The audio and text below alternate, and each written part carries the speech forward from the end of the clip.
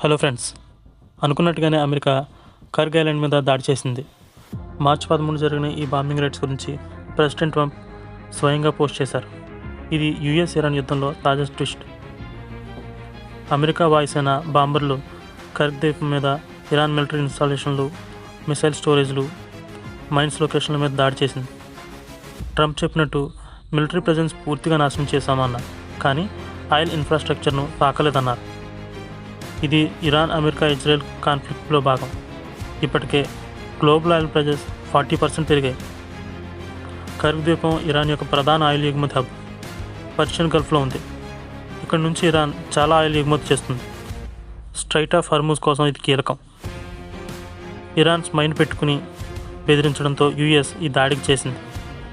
కానీ ట్రంప్ హెచ్చరిక ఏంటంటే హర్మూజ్లో ట్రబుల్ చేస్తే ఆయిల్ ఫెసిలిటీస్ మీద కూడా టార్గెట్ చేస్తామని. ఈ దాడితో strait of Hormuz commercial shipping పూర్తిగా మూసుకుపోయింది.